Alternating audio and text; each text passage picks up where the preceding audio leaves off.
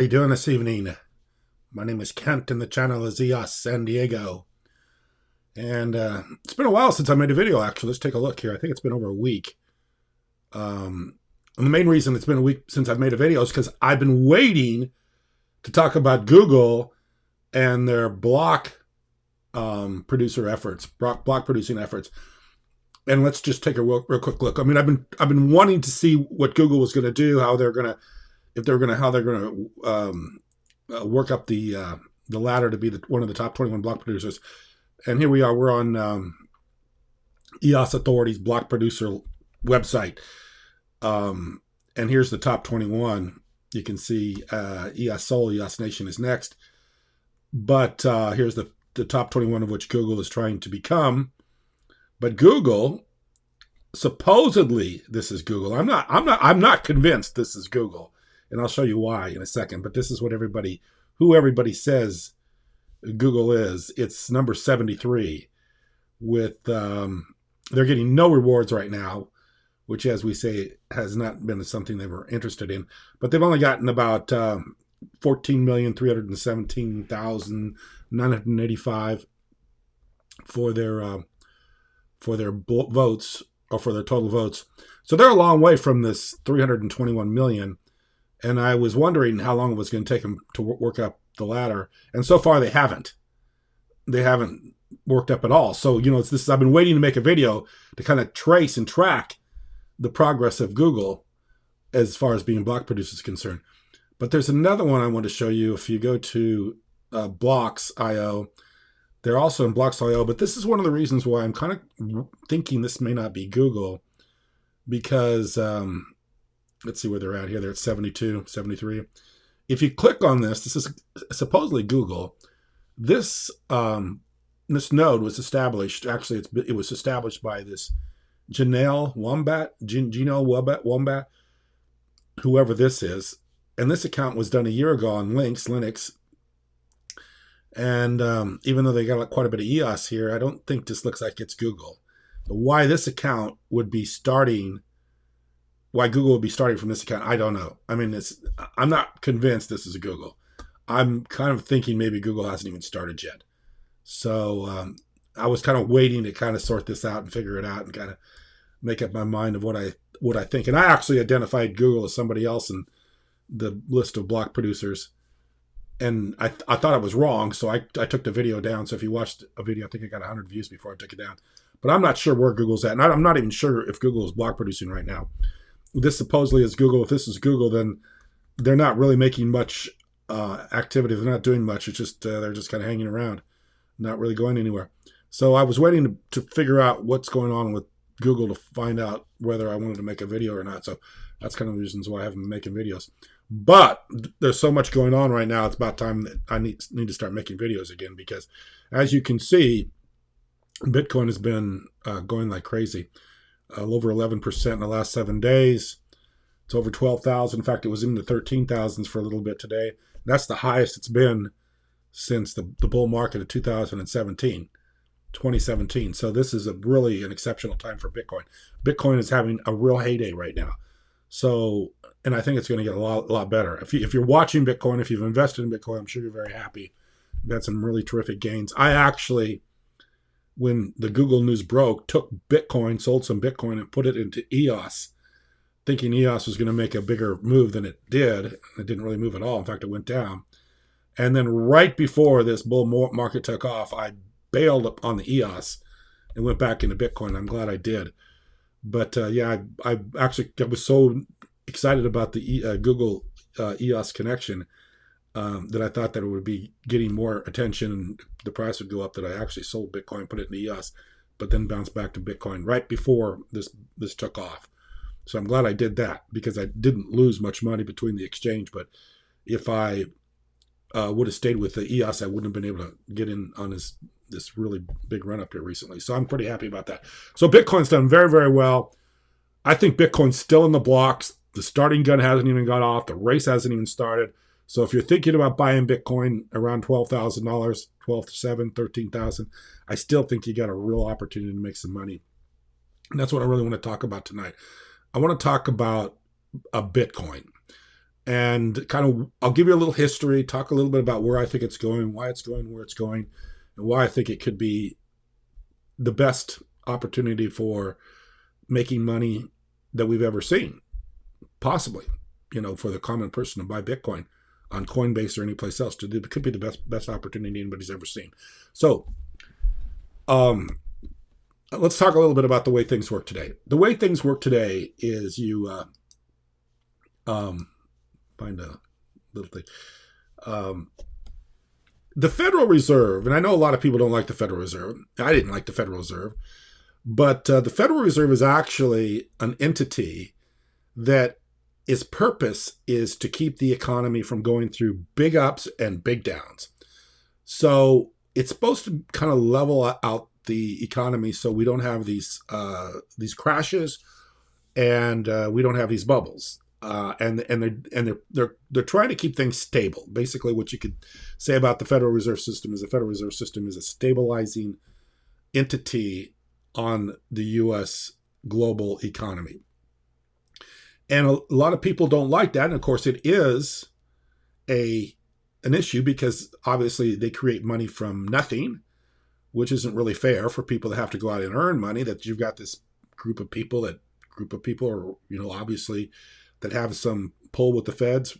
Businesses have pull with the feds. People like Warren Buffett have pull with the feds.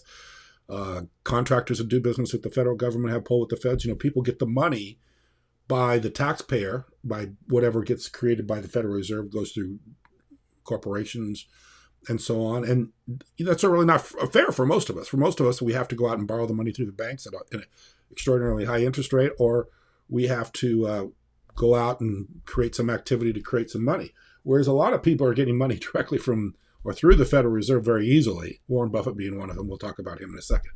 But that's why people hate the Federal Reserve. They see it as a rigged entity, something that is not true. It's made up. It's fantasy land. They create money out of nothing.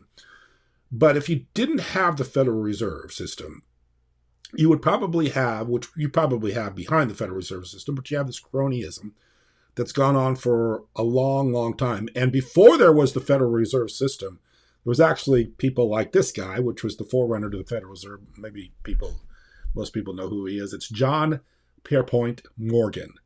J.P. Morgan. And of course, everybody knows J.P. Morgan, the Wall Street Bank, the J.P. Morgan Chase banks people are familiar with. This was the first person that was in that J.P. Morgan group. This is John Pierpont Morgan.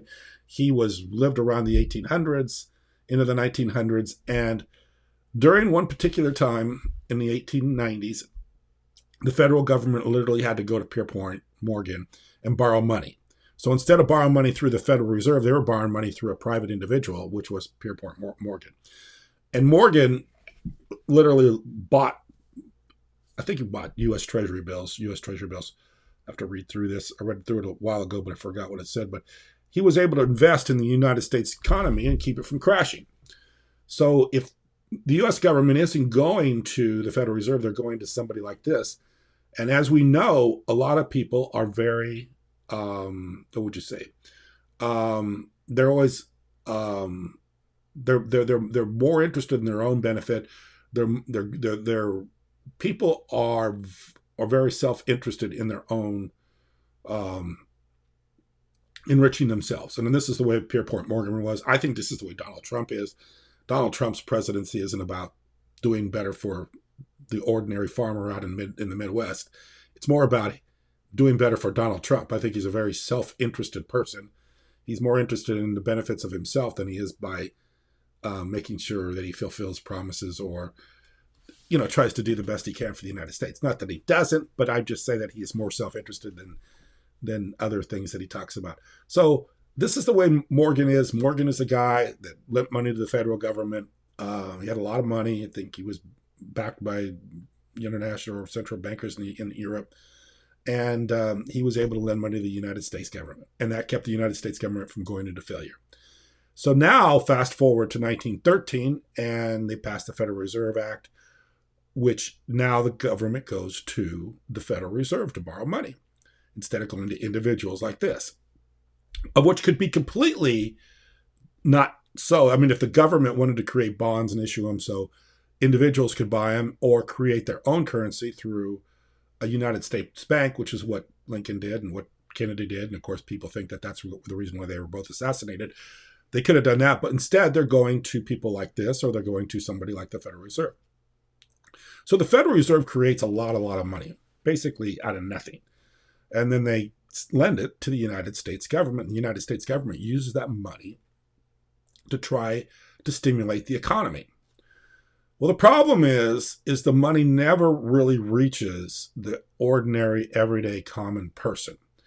Because the way the Federal Reserve tries to stimulate the economy is through giving it indirectly to businesses. And one of the businesses, this is where we can talk about Warren Buffett, how Warren Buffett gets his money.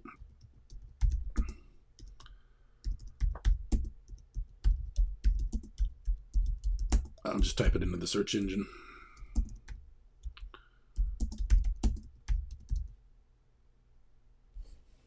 Okay, so Buffett is let's see if this is what let's stick with. And this is what they call, there's a word for it. I think it's called it's quadrillion or something like that. But anyway, this is the way these people get their money. And one of the ways Buffett's getting money right now from the government is he getting it through bonds. So Buffett issues bonds, corporate bonds, and the Federal Reserve is buying up those bonds. Here it says, this is CNN, an emergency program run by the Federal Reserve now owns bonds issued by Warren Buffett's Berkshire Hathaway. Berkshire Hathaway, a company valued at $426 billion, is listed as one of the dozens of companies whose bonds have been scooped up by the federal lending facility, according to disclosures the bank's central banks made on Sunday. So a guy like Buffett is in front of everybody else to get this money. And not only does Buffett get money by selling corporate bonds to the feds, he gets a direct injection of capital by being a business owner. He also gets money, and by making money, he's able to go back and purchase stock, his own company stock on the market, which enriches him. And now you realize how this guy got to be so wealthy, such a billion. I don't know how many billions he's got, but he's got lots of money. And he's been able to do this by getting the closest that he can to the Federal Reserve and getting money directly from the feds, which is not a very effective way to help the economy, to give this guy a bunch of money. Because this guy doesn't give the money out to the Main Street people that need it to keep the economy going. This guy's doing stuff like buying back his own stock. This guy's doing stuff by keeping the money as much as he can by himself, by taking businesses, selling off assets, cannibalizing businesses basically, and enriching himself by doing that. And that's why Buffett is such a bad person for the economy. He's not a good guy. He's a bad guy. He actually takes and doesn't put back. But yet he's the good old folksy guy from Nebraska that tells the funny stories and everybody loves him. But this guy's actually kind of a scourge on, everyday ordinary people and their lives, their businesses, their wallets, everything. This guy is just takes and takes and takes and doesn't really give anything back. So there needs to be a better mechanism for getting people, individuals, the money, instead of giving them to Buffett and then hoping Buffett somehow indirectly through his businesses is able to help people, maybe by, and I think the theory is, it goes clear back to Ronald Reagan, which is the trickle-down economics, which was a joke. That's why I literally despise the name Ronald Reagan. I know people think that I'm not liking Trump and I don't like Reagan and that I'm a hardcore, liberal, but I'm not. It's just that these people are realistically bad. People like Trump, people like Buffett, people like Ronald Reagan are literally bad people. And the reason they're bad people is because what they do is they take from individuals and they give to corporate entities, corporate America, and people that have a lot of money. They're just really lackeys for the big money people, and that's what they always were, and that's what Ronald Reagan was. Ronald Reagan's idea was give tax breaks to corporations, and then through them getting wealthy and rich, that the money would flow down to the individual taxpayer, the worker, the person that works for the companies. The companies would use the money to expand businesses in the United States, grow the economy, and eventually we have more prosperity for everybody. Well, it never happened. And two reasons why it never happened or never happens. Number one reason is technology. So technology is a deflationary effect on the economy. Every time a new technological event takes place, it ruins a lot of jobs. It takes a lot of jobs away. And I'll give you, for instance, I was thinking about this, not a very, maybe a very, very good way of explaining this, but just kind of a common way of explaining this that I thought about the other day. I was driving around and actually went to an apartment complex. Knew somebody there was going to go visit.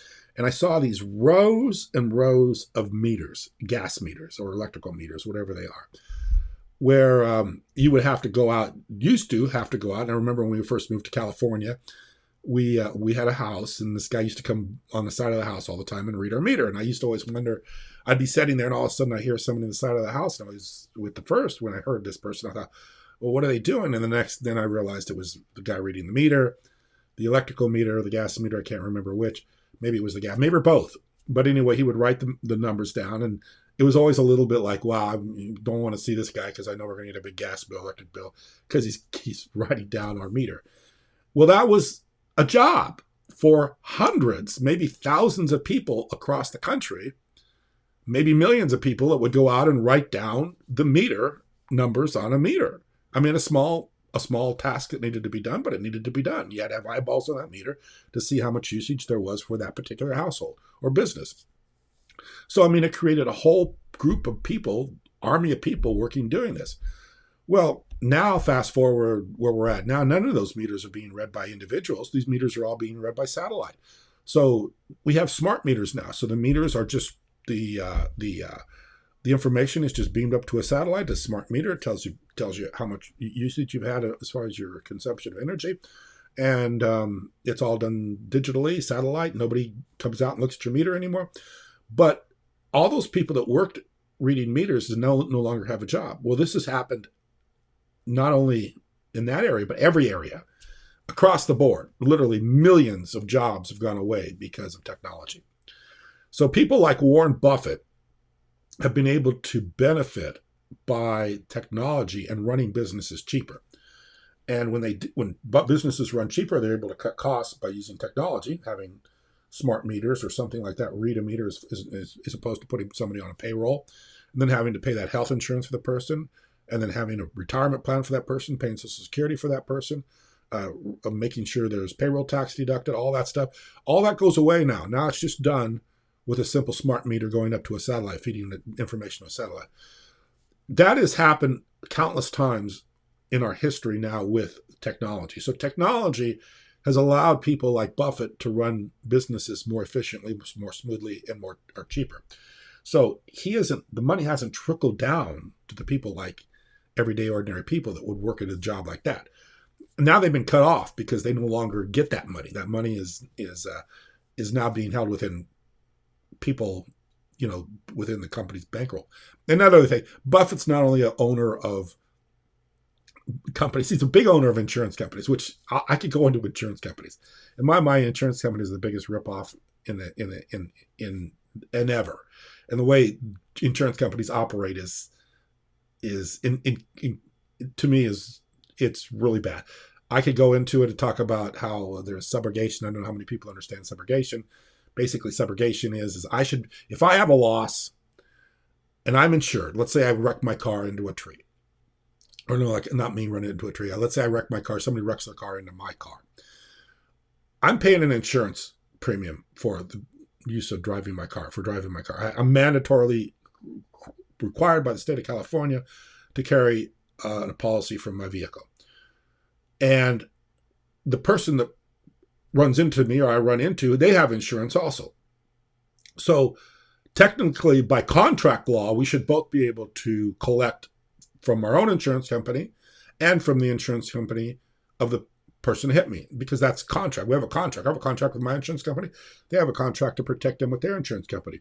Well, the insurance companies have got together and decided that they're not going to do it that way. We'll cover your losses if you cover our losses, which is subrogation, which means you're only going to collect once. You're only going to collect from your insurance company or their insurance company, but you're not going to collect from both. So it's just a slick way for insurance companies to get out of paying for all that they were obligated to pay for. They've just developed these subrogation laws, which means now you can only collect once when you should be able to collect twice. So if I'm in an accident, I should be able to collect from my insurance company, and I should be able to collect from the insurance company of the person that hit me. But now, because of subrogation, I can only collect once. That's one of the tricks of the insurance companies. The other trick of the insurance company is a guy like Buffett owns a lot of insurance businesses.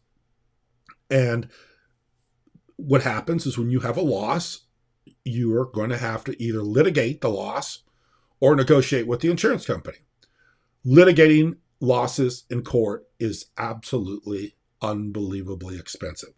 You're going to have to hire a very expensive attorney. They're going to have to do a lot of research. They're going to have to do a lot of maybe investigation, hire an expert, do all this stuff, because you're going to get fought tooth and nail with the insurance company.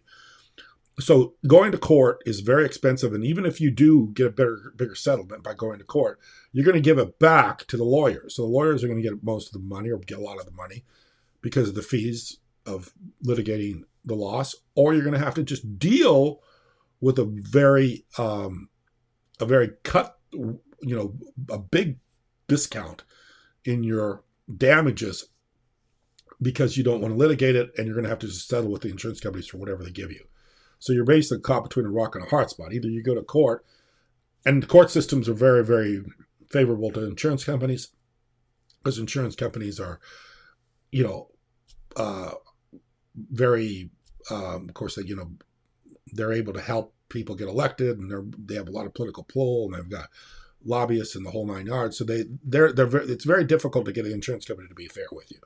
So usually, yeah, you're going to pay out the big premiums, but as far as getting losses concerned, you're going to get discounted, really, really badly when you go. So insurance companies are a bad thing for most people. But, because people like Buffett have gotten so big doing this thing, it's very difficult to do much in the world without getting screwed by the insurance company. Either you're going to get screwed by the lawyer or you're going to get screwed by the insurance company. But either way, you're going to end up taking a lot less than you should have taken if the insurance companies were fair and wanted to deal with you and bring you back to the point you were before your loss. That's what the insurance company is obligated to do. A contract law is to put you back in the position you were before the loss was taking place. But what the insurance companies are going to do, they're just going to beat you up and give you what they think they want to give you. So in that respect, they've done very, very, very well. The insurance business has been a huge moneymaker for people like Buffett. So back to the reason why I think that this digital currency is going to be such a big thing.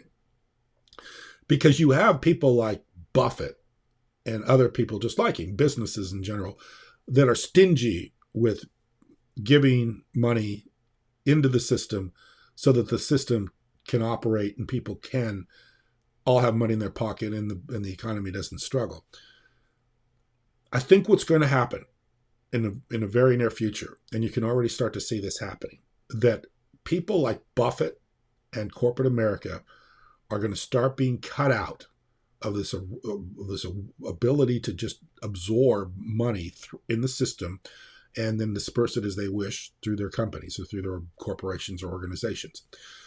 I think in the future, you're going to see money like you're seeing right now with the stimulus plan that's going to be funneled directly to the individuals through a digital currency, through a wallet, through a cell phone, through an app, where money will be able to be given directly from somebody like the Federal Reserve to the individual, like the stimulus payment came. Instead of coming through the mail, it'll just come through a digital dollar.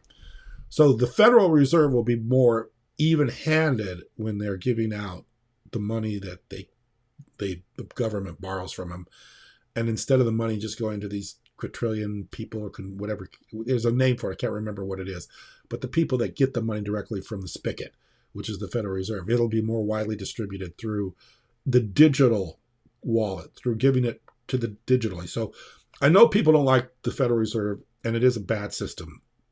But without it, you would have more ups and downs, and possibly you could have a lot more misery. The misery index could be a lot higher if you didn't have the Federal Reserve pumping money into the system to keep things a little bit stable. So in the future, I think what's going to happen is they're going to cut, scrounges, leeches, scourges out like Buffett, who's been doing nothing but feeding off of human misery by taking as much money as he can for himself, they will be able to cut people like that out and go directly to individuals with a digital wallet, with a digital money and a digital dollar. So this is something I think is going to happen in the future. You're starting to see this now, and I think this is why Bitcoin digital money has so much opportunity, and why you're starting to see, I think, that there's going to be a transition from this idea of giving money to corporate America and hoping it gets down to the individuals to stimulate the economy, but getting money directly to the people that make the economy happen, which is the everyday ordinary person. This is what I think is happening. This is what I think is going to happen. And this is why I think this digital dollar or digital money or Bitcoin is so valuable, because it's giving money. There's a mechanism there to give money directly to the individual. There's another thing, and I want to play this real quick here. Actually, it's the Milton Friedman. Milton Friedman is a economist. When I was going to school, everybody always talked about Milton Friedman, but let me go back to Milton Friedman on Bitcoin. There's an interesting clip I want to play real quick about what he says. Now, this is Milton Friedman. I mean, probably the most famous economist ever was Milton Friedman. I don't even know. I mean, I think he's long since passed away. Let me see.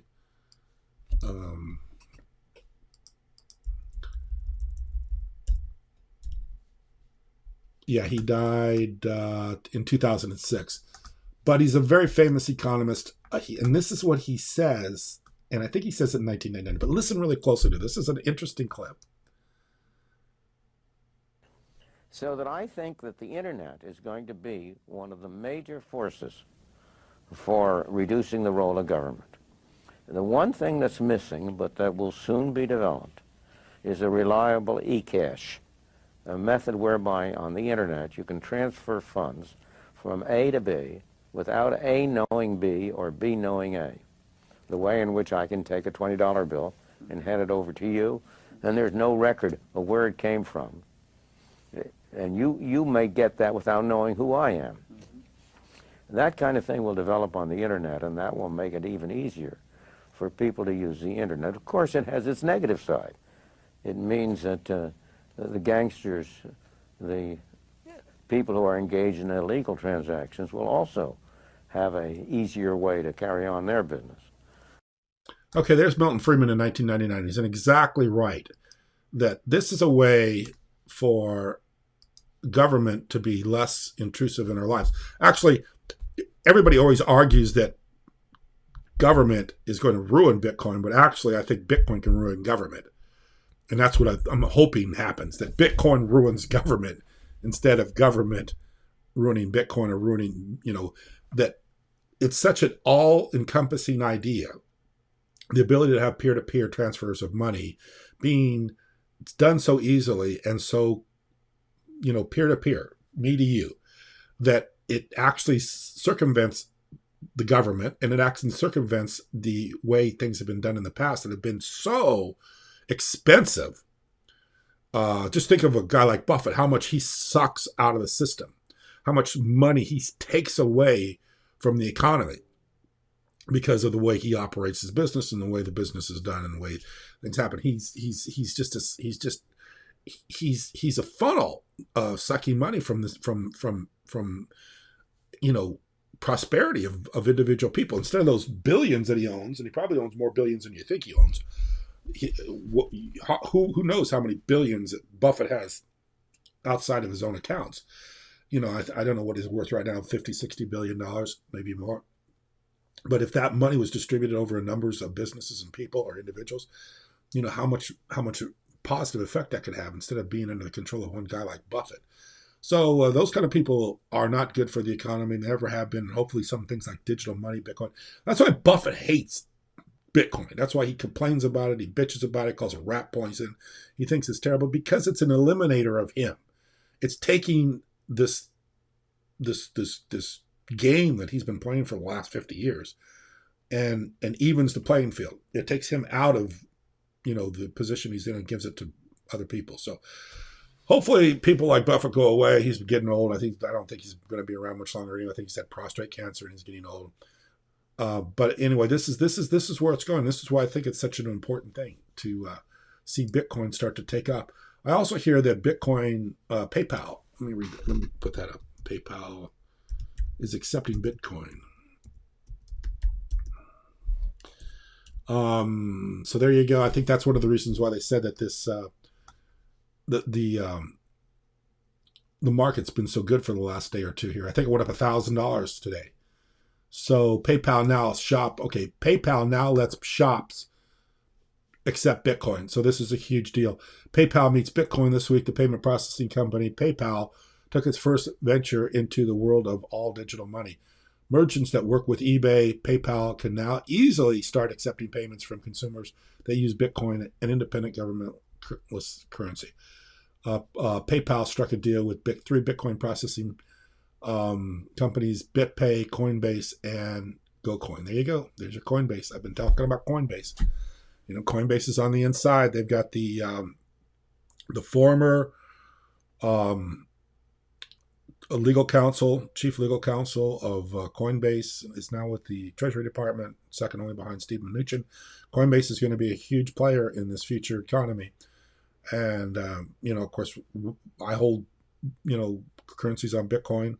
On Coinbase. I think Coinbase is an easy entry into cryptocurrencies. And, of course, Coinbase is a great place to buy EOS, and Bitcoin. And that's why I'm a big supporter of EOS, because they are on Coinbase. The other thing I'm very excited about EOS, even though the price isn't reflective of this, is that there is a crossover now between Google and EOS, being block producers. So I know the thing isn't really jumped up in price yet, but it's just because right now the focus is on Bitcoin, and also because not too many people understand smart contracts and how that's going to play a role in the future. I mean, Bitcoin is obviously a store of money. Bitcoin is a way for people to transfer and to exchange back and forth, but the smart contracts are going to run everything. And of course, EOS, I think, is the smart contract platform to use. So I see Bitcoin continuing to go up a lot higher. I mean, I've been waiting for this. I think a lot of other people have been waiting for it. I'm very bullish on it. I think it's starting to be widely adopted by so many different platforms. I think the feds are going to start using digital money. I think Bitcoin is going to be a store of money. I think all these digital currencies are going to start to be more important every day, a little bit more, a little bit more, a little bit more. You're going to have days like this, and things are going to start to really, really take off. So if you're not in digital money, if you're not into digital currencies, I think this would be a good time to take a hard look at it. I noticed Bitcoin's had a huge, 11% in 7 days. Stock market was down big today. Commodities are down big. The only thing that's been up is Bitcoin and cryptocurrencies. Now, I know there's days cryptocurrencies are down and the stock market is up, but the stock market really doesn't have any place to go. And until they pass a stimulus plan, the stock market's going to continue to be in the doldrums. It's not going to go anywhere. So this is a time for Bitcoin to really take off. And I do see Bitcoin going over 20,000, hopefully very soon, which is where it was in 2017, 3 years ago, close to 20,000. So Bitcoin's the play. It's the time. It's peer-to-peer. It's probably the best thing we got going. So please, if you haven't taken a look at it, take a hard look at it, because it's the currency of the future. I appreciate you watching.